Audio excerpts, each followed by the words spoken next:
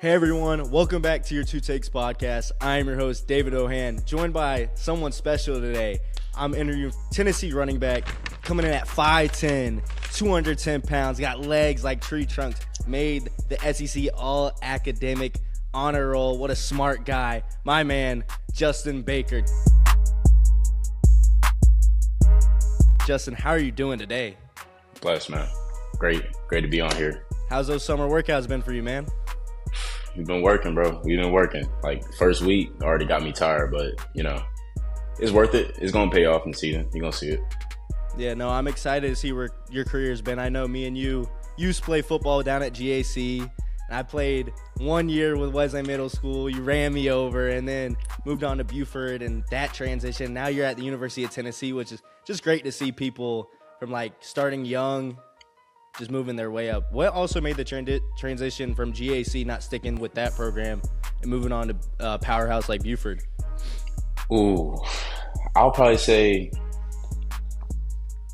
exposure. And me personally, I like to play amongst guys who are just as good, if not better than me. And I feel like that makes me better. And I feel like at GAC, with all due, honestly, all due respect to GAC as a program, great people, love the place.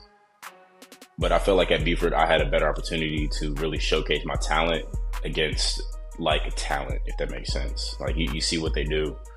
Shoot, while I was there, since I left, we played against Shaman Madonna, St. Francis, the Thompsons. They got guys going P5, NFL, Mill Creek, Collins Hill, guys like that. I'm playing against guys who I'm on the same team with. I'm playing against guys who I'm playing against every week in the SEC schedule. So it just made a lot more sense to go somewhere where I could be showcased with my talents a lot better, if that makes sense. No, that makes total sense. I believe your running back room was stacked 1 year with, was it Justice Haynes in that running back room? Yeah, No, my sophomore year. Yeah, we had Justice Haynes, who went to Alabama. We had me. I'm at Tennessee. And we had another guy, Traylon Maddox. He went to Georgia Tech. We had another guy who went to Buffalo. Another guy who went to FAMU. We had another guy who's at NC State, who just went to NC State. We had a stacked room, and that's from sophomore up. I'm not even talking about the freshmen, because the freshmen that year, they had two freshmen. These two guys, both of those guys are 4-stars now. They're going into their senior year, so that room was loaded. Bro, that is just crazy to hear. I don't know if they were illegally recruiting or if you can recruit. We don't have to get into that little bits and pieces. I know your senior year, you were at Rush for 1,079 yards. Your actual best game came against Lowndes. What was that game like, just coming out there, balling out? I believe you rushed for 105 yards, had a touchdown. Or sorry, that was not your best game. I'm so sorry. I thought it was. It actually was, I believe, MVHS. Only 4 carries, 127 yards. Were you just in a flow state that game? Only running, just averaging 31.8 yards per carry. That's got to be insane, man. I'll say this.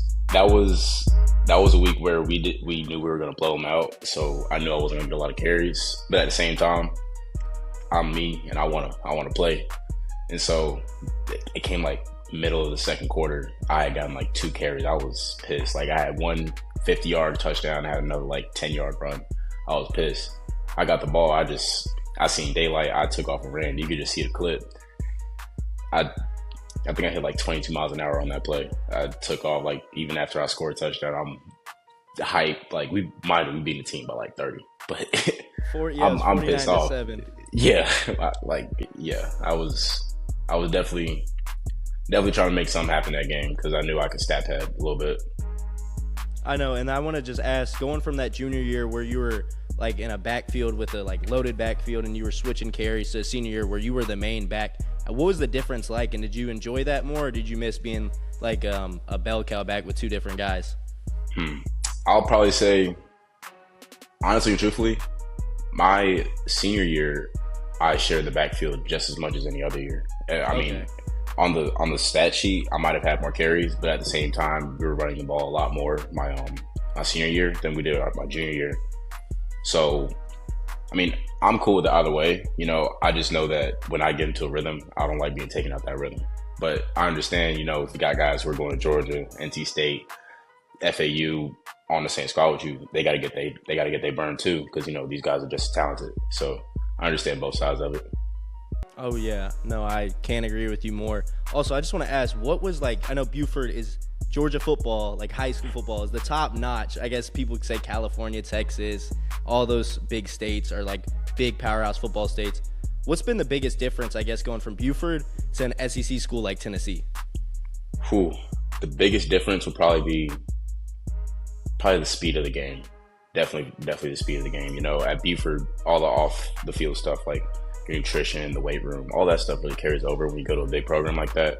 You know, these national powerhouses, they treat high school like it's college these days, but you really can't get a scope and feel of how fast the game is until you're in it. Like you get in practice, you get into a game, and it's like, wow, bullets are flying. You don't really get used to it until midway through your first, maybe your second year for most guys, you know. I'll probably say that's the biggest thing. That and the weight room. You know, I thought I was a strong guy. I mean, I still am, but, you know, there's obviously levels to it. You know, you got guys who are throwing around 400 where I'm struggling to get it up. Not anymore, but you know what I mean. Damn, no, you are definitely stronger than the average human being. I mean, I've seen some clips and your little Instagram posts, you're fitted up, just look jacked as shit. Maybe on some shit. I'm going to guess it's all natural looking at you. But, I mean, what has been, like, the thing that you've improved the most since arriving to Knoxville, I believe, last year? Yes, sir. I got here last January, last December. Probably the biggest thing being more versatile, like a better all-around athlete. You know, I really pride myself in trying to be an every down back, but I really didn't get that much of an opportunity to do that at Buford because we had so many different skill sets, so many different running backs where I didn't have to be the every down back where I had to catch out the backfield, bustle up the middle, take on the outside. I didn't have to do all that because we had guys who were better at me than doing that. But I think over this past year, I've definitely improved in my agility, my pass pro, and my hands out the backfield, route running, things like that. You know, I feel like that's one thing that I've really, I don't want to say added because it was already in my bag, but I've just refined it and brought it over to the game a little bit more. And obviously I'm still working on that, you know, never perfect. I'm always trying to improve. And same guy, you know, it's like my game isn't running routes, being a shifty guy, but you know, when you can add those things to your arsenal, you can kind of switch it up on defense and they don't really expect it, you know? No, I can't agree with you more. I also just want to ask, I know everyone has a role model. I know you pride yourself on being the best, but who is your role model and who do you model your game after? You know, I like to take bits and pieces of different guys, you know? Like, I'll probably say my favorite running back growing up was Saquon. I'm a Giants fan, big New York guy. You know that. But, oh, yeah. I know you're a huge New York guy with your Knicks, man. But, yeah, I wouldn't say I like to model my game after Saquon because he's a freak of nature. You know, yeah, he's got God-given talent that I can only dream of having sometimes. But, you know, some parts of the game I do like, you know, the speed, the power, definitely the vision. I feel like my vision is very good. If I had to give one guy, I'd probably say David Montgomery. David Montgomery is probably the closest thing. Or Jadarian Price, who just came out of Notre Dame. Yeah, he's yes, going sir. to the Seahawks. Yep. I like him. To draft him in fantasy, so hopefully he does well next year. He's a dog, man. He's a dog. So I guess you pride yourself, being the Knuckles of Tennessee. Who's your Sonic then? Man, we got like four guys that are. We got guys that are similar in some ways and different in some ways. I'll probably say DeJuan Morris. He's probably the closest thing to the Sonic to my Knuckles, if that makes sense. No, that makes sense. That 100% makes sense. I just want to ask, what's the toughest lesson you've learned in your first year so far in college football? I'll probably say you really don't know how hard you're working until you see somebody working harder than you. Like, I always thought I worked hard, but, you know, there's a lot of things that goes into playing football on the next level.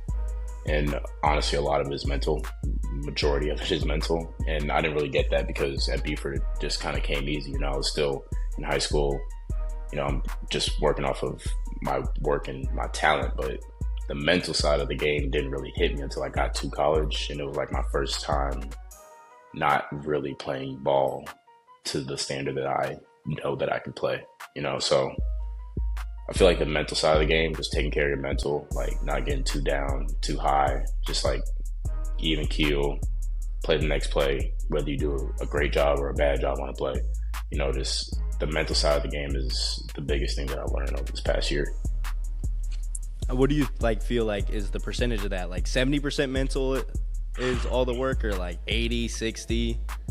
I mean, we get to this level, everybody's talented, man. Like everybody's fast, everybody's explosive, everybody's strong, but I'll probably say 90% of the game is mental, because the talent level starts to even out the higher you go. I mean, I can only imagine what it's like in the league. Everybody's coming from their respective school. Everybody's one of the best players on their team. And so the mental side of the game is probably about a good 90% of it. And a lot of people don't really understand that, because you got the outside noise and the inside noise. Everybody's a high achiever at this level. You hold yourself to a higher standard, and when you don't meet that standard for yourself, you kind of got to sit back and reflect and look at what you do and what you've done and how you can make yourself better without dragging yourself down too far, if that makes sense. No, I believe you. You can't be, like you said, too high or too low. That's anything in life, because that really will mess you up at times. Yeah. What made it feel right about Tennessee? Like, why Tennessee? I know, like you said, Saquon went to Penn State. I remember growing up, you used to tell me, I was a huge Georgia fan. I wasn't smart enough to get in. That's why I ended up at Bama. Used to love Bama. What made it just like Tennessee feel home to you? Because I feel like that's anybody with college. Yeah. I mean, honestly, everybody has facilities. Everybody has the pretty weight rooms, but it's really the people, and the stability piece of it. A lot of different places that I went to, visited, they were nice. They had nice people, but did I really feel like those places were stable? Not really. I don't want to give out any names of colleges, but there were some places where I knew the coaches were leaving, like the position coach or the head coach were on the hot seat. But you look at Tennessee, he's going to be here. He's won. He's really, honestly, truthfully turned the program around, and he's going to be here. So I just look at that, and that was probably the biggest factor that drew me towards Tennessee. I'm glad Tennessee is going to keep Bobby from King of the Hill, Coach Heupel. But what has he helped you the most with in your game? And I know he likes to go fast with his offense. I remember Ole Miss, what they love to do is I shouldn't call out the college, but I will. They love to cramp. Some schools like to cramp against y'all, or pull injuries. What has he helped you the most with as development as a player? Like I said, the mental. That's the biggest thing. He sat me down a couple weeks ago in our spring exit meetings. It was like, you turned a lot of heads this spring, but he was like, the biggest thing that I noticed from you, aside from football, the on the field stuff you clean up, he was like, you're a hard worker. I know all the things as well as I do, that the things that I need to work on. But he was like, the biggest thing for me is the mental side, because like I said, I hold myself to a really high standard, and when I don't meet that standard, it shows sometimes. And he was like, that's the one thing you got to work on, especially in SEC. You got 100,000 fans screaming at you. You drop a pass, you can't clap your hands and, do all the extra stuff. You got to move on to the next play. So he was like, that was the biggest thing for me, just controlling your mental, keeping an even keel, worry about the next play, and play your game, Do you feel like you're more of a guy that likes to keep his feelings closed in? Because I know a lot of guys, they're more closed off. Are you a guy that's kind of like a wide receiver where you wear your emotions on your sleeve? Nah, I'm definitely the guy who's not going to show it.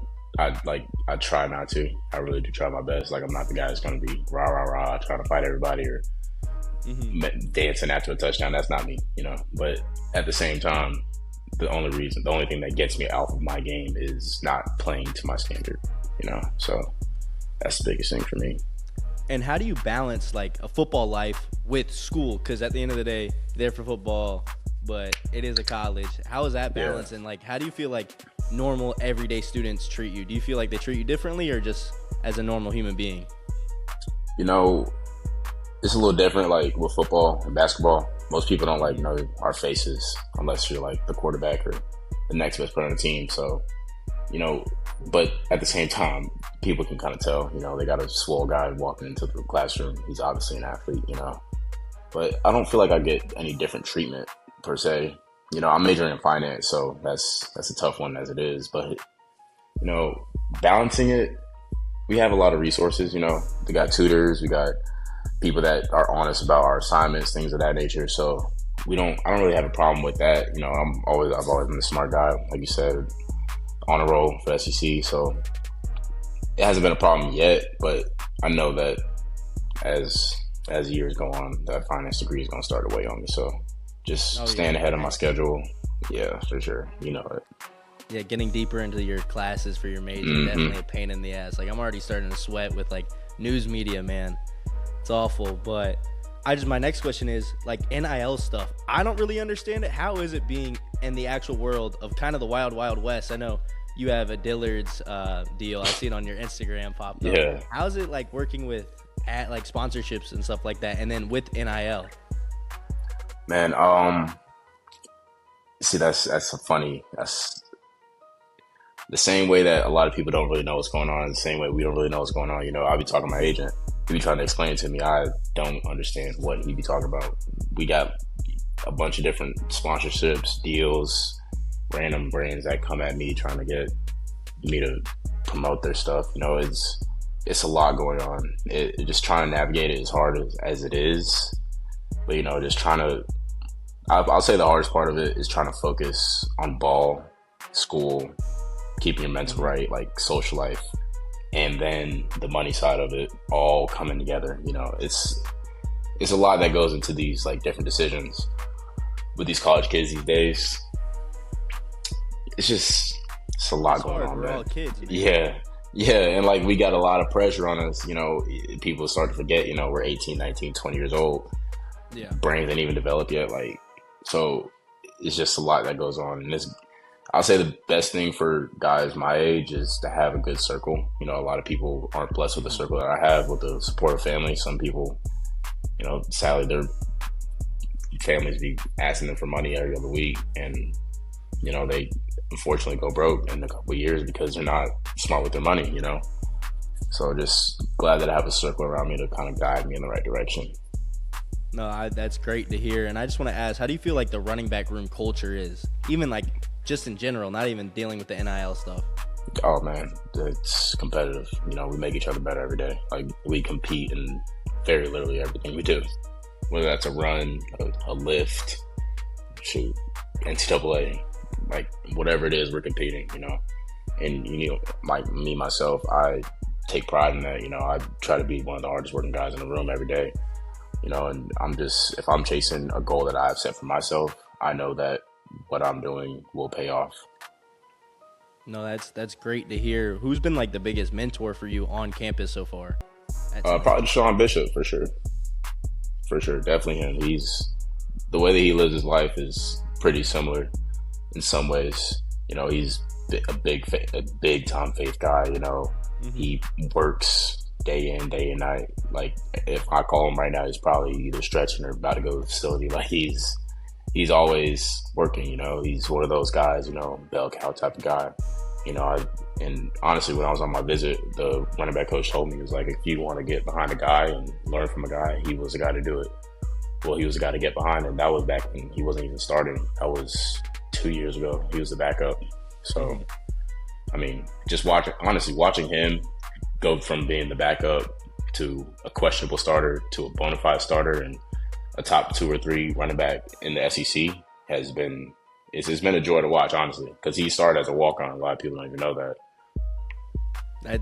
That's great to hear. I'm just glad that you have someone in. I know it can be, like you said, very competitive, but healthy competition is good, making each other better, because I know all y'all really are going for the same goal, is to, for sure, at the end of the day, yes, it is a team sport, but I know a bunch of y'all trying to go to the NFL, make your money, and kind of achieve your dream that when you're a kid, I want to win a Super Bowl, I want to be a Hall of Famer. But no, that's great to hear. Yeah. And I guess for you, like you said, walk on, he moved his way up. But speaking of 100,000 fans, what has been the biggest, like, craziest stadium you've ever been in? Like, hostile environment. What's, like, stadium that kind of gave you a little shit in your stomach, little, like, swamp ass and stuff? Tennessee. Shoot. Tennessee. When I was on a visit, Tennessee versus Bama, the second time we beat them at home. And then this year, it was a Georgia game when they had the check and kneeling. But that kickoff, chills. like actual chills. I'm warmed up. I'm getting ready to run down on kickoff. I just take a second, like look around. I'm like, wow, this is insane. They got the music playing. It's different. It's definitely different. I haven't seen anywhere else that could really rival it. I'll probably say, from what I've seen, Texas A&M is probably maybe the second closest. We actually played. We go there. Yeah, we play at Texas A&M this year, so we'll see what that's talking about. But definitely Tennessee. And it's not even close, honestly. I've been to Georgia, been to Bama. They were loud, but nothing compares to Tennessee, man. It's different. I know that ugly orange, man. It like just kills the eyes. No, my dad went to Tennessee, and that's where I actually wanted to go. No, it's a cool stadium. I love Neyland. I was there a couple years ago for Kentucky, and no, I'm telling you, like you said, it's loud as shit. Loud, but Texas A&M, man. That's a cult. That school's a little cultish. So I watch out when you're down there. They're in like middle of nowhere. Man, what I've seen it. It's a little weird with the little yell leaders or whatever they call them. I don't know, but I've seen some videos where that went with the Kanye West. And I got the towels flying. I'm like, what? To play in that, that'd be a blessing to play in that. And what month y'all, or what game is that? Or you have no idea? You just know it's on the schedule. I don't know. I think it's like it's towards the end of the season. I know that for sure. Do you have a certain game, just like, or the team? Do y'all have a certain game you have circled on your schedule this year, or no? I actually got a couple. Yeah, I got a couple. Obviously Georgia Tech. I like obviously, anytime I get to play Georgia or in Georgia or anything having to do with Georgia, because Georgia Tech's like 30 minutes away from my house. Yeah, I love playing against Georgia teams. My old teammate Jordan Allen, that's my dog. He plays for Georgia Tech. Got a lot of guys that I know over there, so it'd be good to play against them. Justice Haynes, he's over there. Traylon Maddox, a lot of guys that I know over there. Next one, I'll probably say LSU, because they got Lane Kiffin, and Tennessee fans hate Lane Kiffin for the obvious. Oh yeah. Throw a mustard bottle on the field, maybe, or two. Yeah, that's gonna be a crazy game. And then Bama for sure. Bama game's gonna be a good one. And honestly, Texas. I think Texas is gonna be crazy. We played them like week 3 or 4. Is it in Texas, or is that at home? It's in Neyland. It's at home. It's in Neyland. All right, we'll see who the real UT is this year. We Arch will. Manning. We will. Everybody counting us out, but I'm telling you, we got a squad this year. So you excited? You feel like y'all are gonna be a playoff contender? Or? For sure. We got a squad. We got the squad. Everybody counting us out. Like I understand why. Obviously, we don't have a bona fide starting quarterback. We got a lot of questions on defense. But if you really look at our team, we got a lot more experience than we did last year. Like last year, we were an extremely young team. A lot of guys who haven't started. We got a lot of our receiving core coming back. A lot of our O-line coming back. D-line, solid. Linebackers, deep. DBs, deep. Like, we're good. We got a squad this year. So I get why people count us out, but we'll see. I'm excited for that Tennessee-Alabama game. I know I'm going to travel up there. Excited to go in as a opposing fan. Last time I went to a stadium was in Athens for the Alabama game, and I had a Brave shirt on, put an Alabama pin. Georgia fans are the meanest fans I think I met. I got flicked off, beer thrown at me, got barked at. I was nice. Yeah. I didn't say anything. I ain't gonna speak too much on Georgia. We gotta beat them first. Do y'all play still this year or no? Nah, we play them next year. Next year? Is it in Sanford? Yeah. Sadly. Hey, that'll be fun. But I guess what would people be surprised about you off the field, like to learn about you off the field? A lot of people, like, they say I'm scary. I don't really understand why. Well, I get why, like, off the look, but I don't think I'm scary. I'm not scary at all. I'm actually a little nerdy, some might say. I like Marvel. I'm really into science and math, stuff like that. Like, I'll watch YouTube videos about history and science, stuff like that. I'm pretty nerdy. Like Miles Garrett, like, he loves his anime. I know that, and his dragons. No, not anime. I hate anime. Not anime? No, not anime. But aside from that, I get, along those same lines, yeah. Like, You know, I'm a little nerd, man. Hate to say it, but Hey, I think everyone has a little bit of nerd in them. I think it's good to be a nerd. yeah, man. I like video games. You know, Hey, cool guy. it's a normal kid. We're all college kids at the end of the day. Yeah, Some girls like a little bit of nerd. I know you're a big ladies yeah. man. You know what I'm So, saying? You don't got to be a tough guy all the time. hmm but I guess for you, how do you feel like you handle adversity when things aren't going your way? Shoot, keep going. You know, I don't like to stop. So whatever I've been doing for these past 19 years, it's gotten me this far. So I'm gonna keep on doing it. You know, you keep sowing that seed. It's going to produce some fruit eventually. You know, it might not be on your timing. It's gonna be on God's timing, but something's gonna come out of it. So you just keep going. You know, and that's definitely harder at times. You know, it's easier said than done, obviously, but you know, just keep going. You know, stay consistent with the work. You know, hmm his plan is always bigger than my plan. So Yeah, patience is a virtue, people say. I feel like I'm definitely. terrible at patience, but like you said, it's on God's plan. I know you're a big faith guy. And I guess what is one piece of advice you'd give to your younger self, knowing that you're 19, you're going into your second year?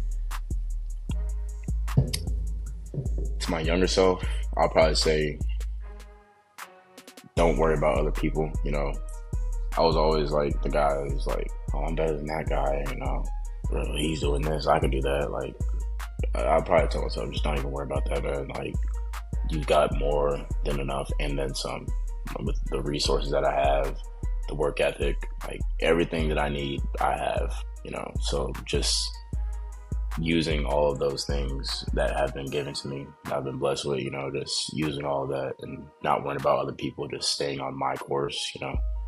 Like when I was younger, it just kind of like mentally took me off the track at times, you know. And I like looking back on it, it was so stupid. Like I was worried about the wrong things, man. But just stay on the course, not worrying about other people, what other people got going on. I know social media now can definitely make it way harder, especially as For kids sure. growing up. I know this dark subject, like suicide rates are high, but people do compare themselves to others. No, it's not that probably deep for you, but no, Yeah. social media definitely can like cause roots and make people like just stress out even more. Yeah, 100%. It's crazy, man. But just stay the course, being consistent. No, that's a great thing, being consistent. I guess for you, consistency, what are the goals you have set for this season for yourself? I'll probably say on the field, just making that rotation. Just get on that field, you know. The rest gonna speak for itself. You know, I'm not really big on stats or yards, you know, especially when I'm not like the feature back. You know, just getting in rotation and just really putting my name out there. Just like making a name for myself. You know, I feel like I've been overlooked a lot in my career. So just put my name out there, making a little bit of noise, you know. I'm not saying I don't gotta go for 1,000. You know, it's not my role right now. But just making some noise for myself. And do you feel like are you nervous for a game, or does it take like one hit and you're like, okay, I'm ready? That, yeah. Like I'm all like the nerves are always there, man. Like I've been a nervous guy for football ever since I can remember. But after that first hit, you just kind of get into a groove, and the noise just kind of goes away in a sense. You know, you focus on what you need to focus on, getting the call, lining up, your keys, your reads, just playing ball. You know, so after that first hit, after that first play, go time, man. And then I'm gonna ask, speaking of hits, who's the hardest hitter you've ever faced or taken a hit from, just in your whole playing career? Ooh. And I know you're a pretty thick guy, and a lot of guys bounce off you when they hit you, and normally Yeah. they're on their ass. But who's knocked the I'll shit probably out of you say before? my teammate Jaden Pilati, Jeremiah Thielander, and then in high school, Mantrez Walker. He's at UAB right now. Those are probably the three guys where like we going at it. It's like two bulls in a ring, you know. So those are probably the three that have, like, at the same time, like I've tagged them, but they've tagged me pretty good as well. So, you know, we get our licks off on each other. All right. What's been your favorite like run or play of your whole career that you can think of? Counter for sure. Counter. I love like I love like following like a blocker, going off of his move. That's probably either that. I like catching the ball downfield. I don't get to do it a lot, so when I get that opportunity, make it happen. Make the most Does out it of get it. a little bit too exciting? You get nervous about not trying to drop the Yeah. ball, man? Yeah, sometimes. But I mean, like, I don't like. I have a trainer. He specializes in like footwork and route running sometimes, but I work with him a lot, and just in training, like when I'm catching deep balls and stuff like that. Like it kind of prepares me for the moment. So when those times do come up, I usually make the most of it. So I know you're speaking to trainer. How high are we jumping right now? Like what's the vert going with those big ass legs? 38. 38 in vert? That's crazy, man. Yeah. Wish 38. I could jump half that high, man. Right now, you know what they say, I got hopes, not hops. I got hopes and dreams. Hey man, you just gotta work, bro. When your Tennessee career is over, what do you want people to remember you as? Probably one of the hardest working guys in the room, one of the most respectful guys. And I feel like I've really done a really good job of that, Like I'm not the type of guy, like if I'm not playing, like I'm going to walk around with a bad attitude, but just keep, like he's always the guy who's going to show up to work on time, early, doing the extra work, doing all the right things. I'd rather do all the right things and do everything that I could and fail than not do everything right and fail and know that I left some on the table. I'd rather give it my all and still fail. I could at least sleep good at night and know that I gave it my all. You know what I mean? Yeah, no, I get you 100% with you give it your all. And you know what? If that's what I did and I know I couldn't have done anything more, at the end of the day, it's just not for me. 100%. And I think we got to do with everything in life, with marriage, with the job, with football for you. And I mean, I'm going to ask you like an unserious question, but which teammate would you not let date your daughter or your sister if you had one? Dylan Lewis or Jaden Perlotti. Why not those guys, man? Those are probably the two of the guys that I've known. Both of those guys I've known since high school. I just know how they are. Nothing more needs to be said. Yeah, you know. I get you. SEC guy. And my dogs, though, I love them to death, but nah. Keep them away from your daughter for sure. And I guess right now it's not football season. I know for you it's still working out, but I know you're, like you said, big New York guy. Your Knicks made the NBA Finals. How exciting is that for you? I believe they haven't made it since 1999. So you weren't even live. You were still in your daddy's balls. And now they're back in it, and now they're going against a guy who's, like you said, everyone's the best at what they do, even in the NBA. But now they have an alien. You think the Knicks are going to win? Or bro, Knicks in 6, man. I'm telling you right now. Knicks in 6. I'm telling you, bro. I remember when we had J.R. Smith, Lynn Sanity. Oh, I remember Tingus Pingus, Frank Ntilikina, Kevin Knox. I was there for all of that, man. I remember when we was last knees. I couldn't even tell people I was a Knicks fan. It was embarrassing. But I'm telling you, Knicks in 6. We're going to still win in San Antonio. We're going to win 2 in Madison Square Garden. We're going to go back and forth. We're going to close it out in 6 games. Who's your favorite player right now on the Knicks? Is it Karl Anthony Towns? You like a little fruitiness, or is it Jalen Brunson and Josh Hart guy? I'll probably say OG. OG Anunoby? Yeah, I like OG. He's quiet. He does what he needs to do.